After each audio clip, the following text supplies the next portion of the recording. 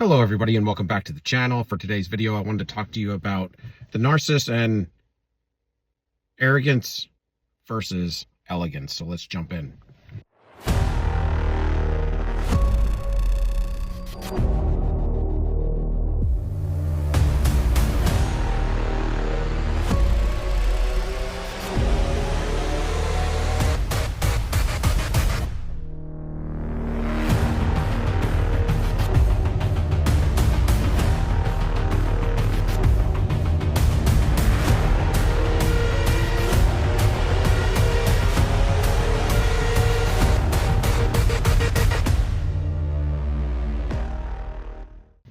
So when you're dealing with a narcissist, I think a lot of times the narcissist thinks arrogance is seen as elegance, and it's not. It's not at all the same. In fact, they're like the opposite side of the coin. You may have the face and the back. Well, the face always aims towards the sun, so I would say we are the face and they're the back. The bullshit. But it's true. Arrogance is never going to get you anywhere. Arrogance is something that becomes a competition. So you're going to see it from the eyes of the narcissist. When you look at it from the eyes of the narcissist, the arrogance is a competition. It's a competition, which means you can never be natural because you're competing, you see? So you always have to be on top. And if you're not on top, you have to still be on top. So what are you going to do? You're going to lie. You're going to steal. You're going to be flashy. But it's not going to be because you want to be flashy because you enjoy the flashiness, right? That's the thing. It's to be authentic. Authentic is where you don't lose yourself. No matter what you look like or who you are. You're just flashy because you're enjoying the moment. And people can have their way or their thoughts, but screw them. That's how you will be when you're authentic, in your authentic true self. Because your heart and your mind and your soul is all aligned, just like I said, with your spirit man, to your true self, to your emotional self, to your mind, will, and emotions, and your chakras, and your masculine, feminine. They're all going to line up. When they all line up and you're balanced, who cares what anybody says? Because when you're aligned like that, that's true healing. And I haven't heard anything better. I'm telling you, man, I get a lot of stuff straight from the Lord. And I have a biblical background. Now, my thoughts and ideas may be somewhat different from what you're used to. But isn't that how it's supposed to be? I mean, aren't you supposed to elevate? At some point in time, we can't be living off the knowledge of 2,000 years ago only, right? There's going to be stuff that's supposed to be new for us. And that was what was special about Christ. When his time was in the earth, he brought so much amazing knowledge, wisdom, and understanding. But we can also do that. Maybe, of course, much less. But we should be thinking along those lines because he left us seeds to say what he was doing. We should be able to walk in that too. That was the whole idea. But a lot of people will say just a lot of weird things. They get traditional to a point to where it becomes religious or legalistic. And they forget about how it should be relationship and fluidity of being natural. The natural true self, your authentic self in a relationship that's natural with God. But it will still be biblical based. It's just going to be natural. This is how it works. It's like, you know, you have trees and you have plants and you have water and you have all these creatures, right, that God created. The whole earth, outside of humanity or the narcissist, because they're not quite like humanity. That's for sure. I think we all agree with that. But do you see them toughen it out?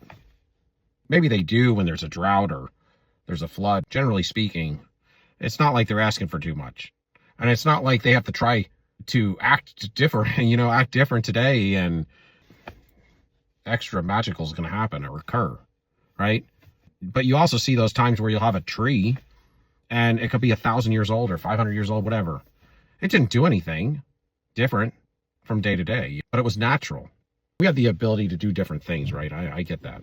But if we didn't walk in this fallen self that we have inherited through Adam and the narcissist, a little bit about Adam and Eve and the seed of the serpent, I do think there's some validity to that, some truth to that. And it makes the biblical narrative a whole lot more real for people who grew up, say, as millennialists. If it's not so true, what I suggested about the seed of the serpent, well, whatever they're telling you in your modern day church isn't any better. I guarantee you what I spoke on as far as the seed of the serpent goes, it's not worse than what you're getting in church, because it doesn't make any sense that way. But it does make sense this way, which means there is truth. Everything in the word is complete truth, but it's like you have to understand where God is coming from. And a lot of times people don't want to put that in the liquidity, in its liquid state, to move it around a little bit and get the hints.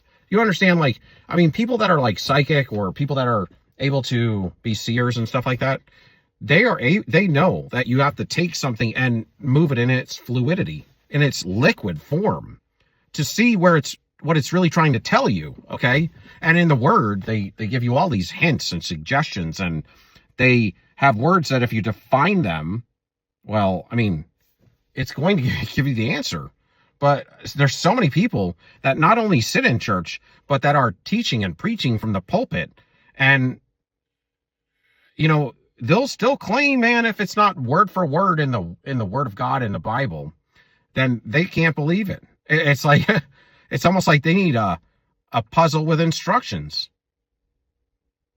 And I'm sorry, but, you know, the churches that we see today are sad replicas. I mean, a sad representation from what Christ was doing back in the times of 33 AD or whenever.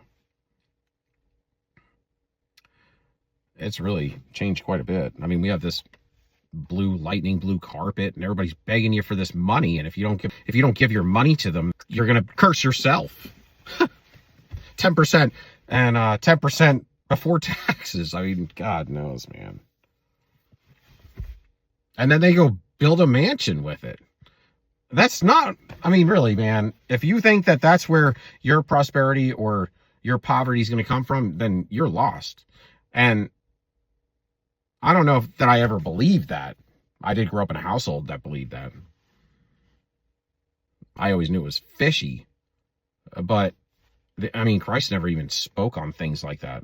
He just said, give Caesar what's Caesar's and the Lord what's Lord's. I mean, but that's not, it's not saying to go with the Abrahamic law that Abraham had exclusively with God because they decided they wanted to do that. Those two, right?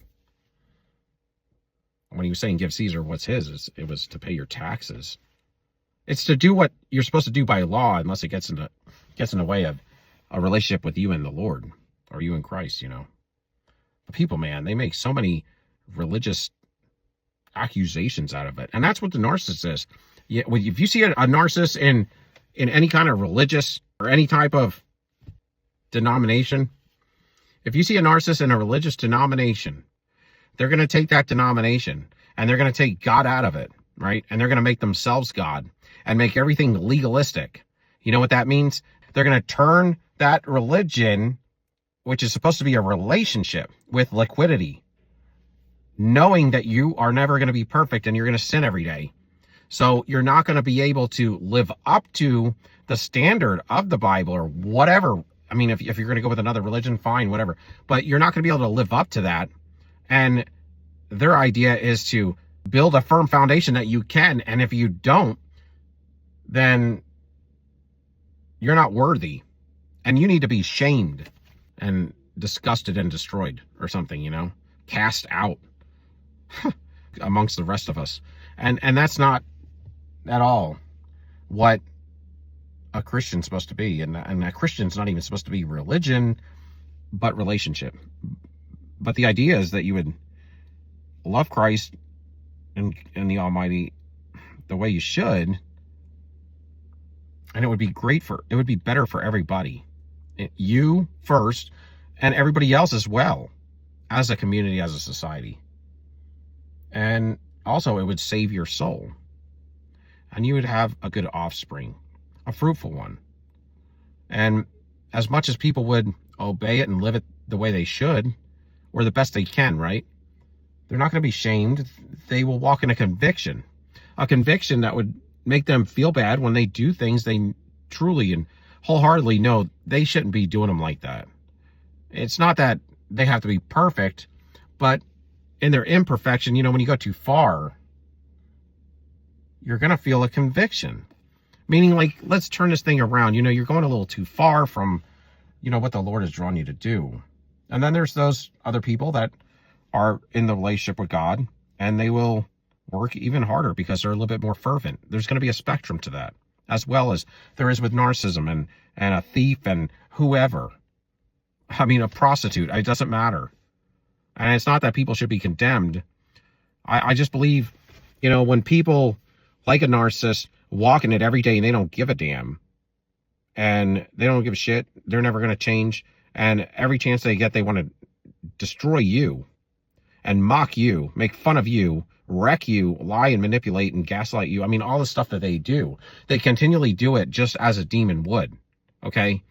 And those are the only people I think should be shamed, because they don't even want to try. They enjoy the life they live, the life they lead. And they only want to change when they get caught. And arrogance is not elegance.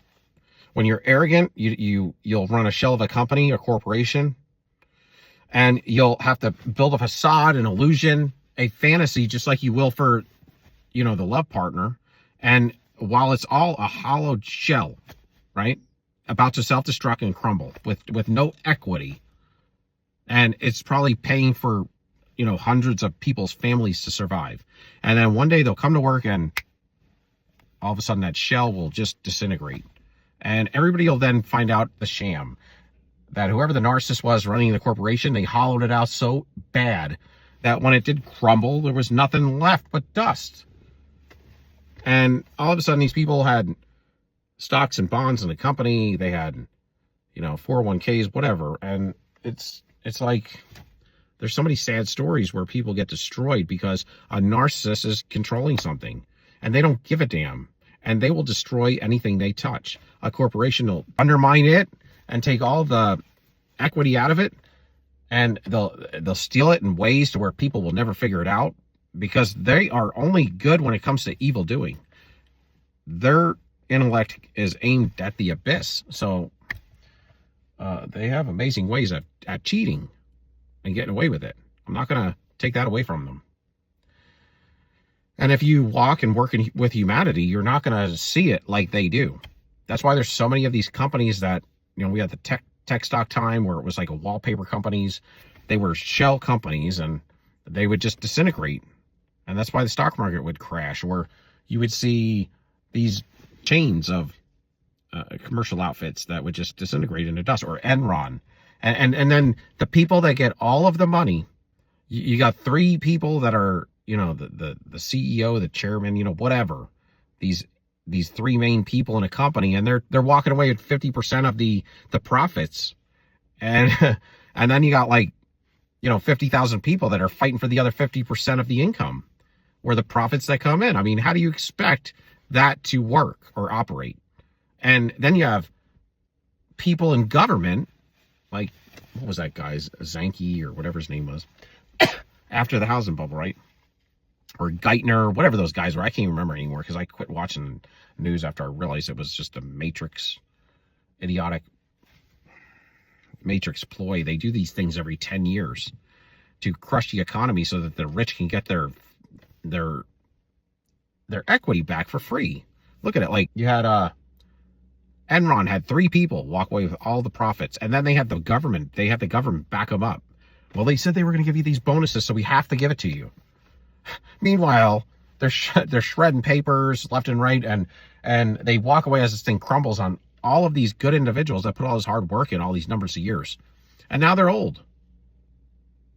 I mean, you had the Ponzi scheme from Bernie Madoff, or Mr. Ponzi even from the early 1900s, the Italian man. That's where it all, that's where that got that name. But then you had Bernie Madoff. I mean, when he got busted, I mean, what was he, like $55 billion of falsities. I mean, he's walking around and he's getting praised and worship because he was so amazing at his trading and his investments. It was all just on paper, y'all.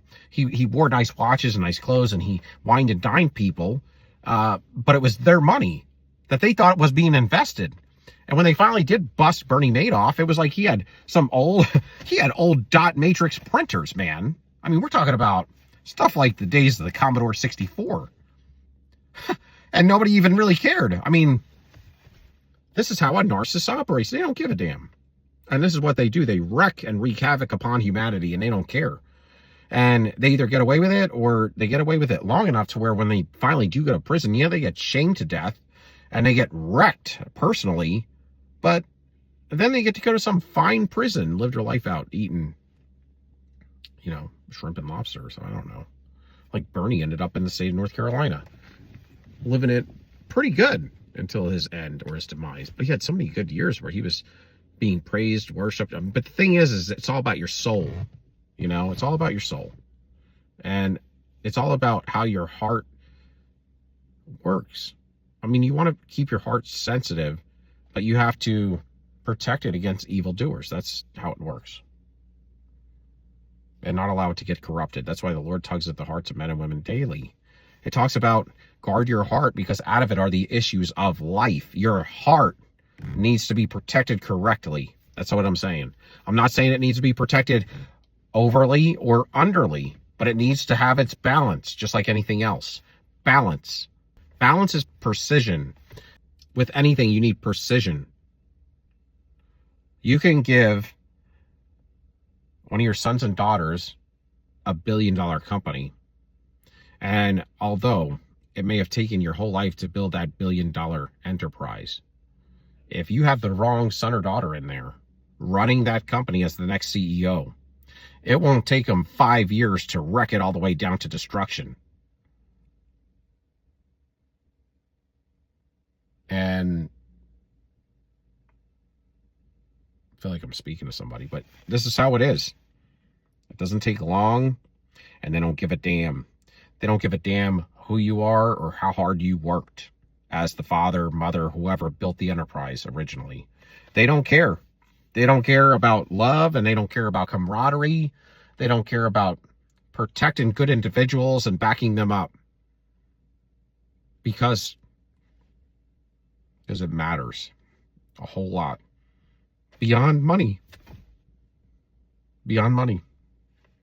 Beyond money. Beyond finances. It will protect finances, yes. But it's also the right thing beyond that. It's a code. I mean, it's a code that shouldn't have to be dealt with and have to be discovered or have to be defined. It should just be humanity. But it's sad to say it's really not these days. But when you walk in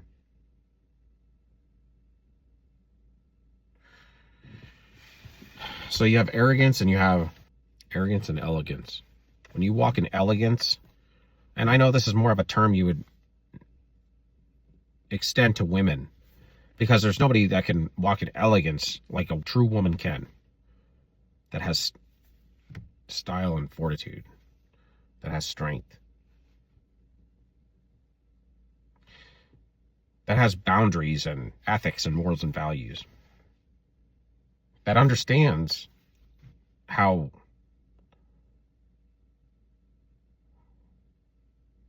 traditionally, generally, a man is the head of the household. They don't have to be, in my humble opinion.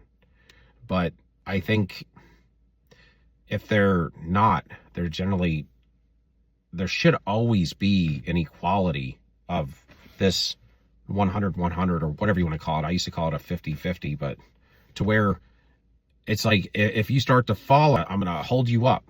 And if I start to fall, you're going to hold me up. And we're going to back each other up with no doubt in our mind.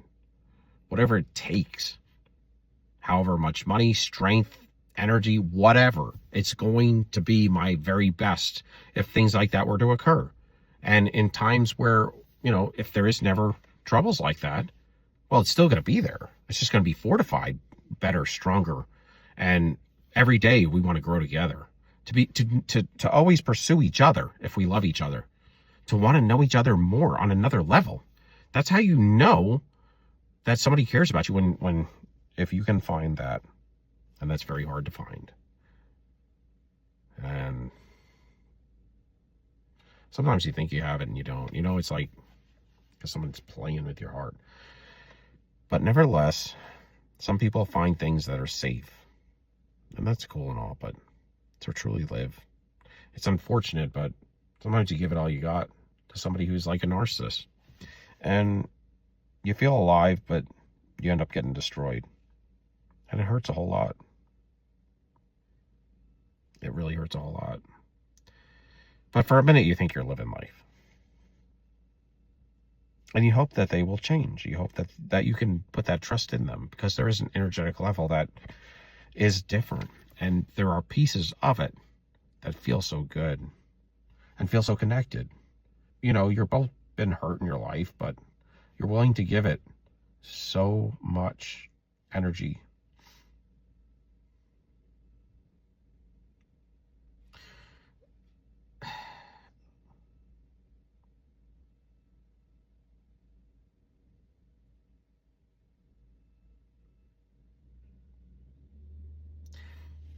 In hopes that it will turn around, you know.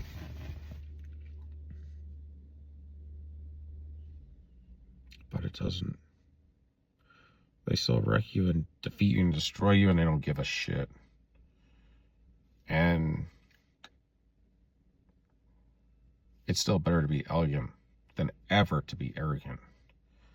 You can't build anything. All you can do is destroy with arrogance. And arrogance is the same as lying, cheating, or stealing. They all go together. They're hand in hand, man. It never changes. And nevertheless, whatever happened to you,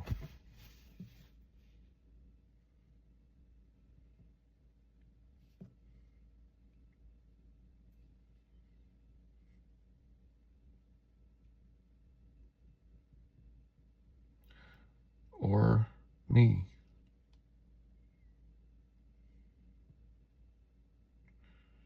don't give up.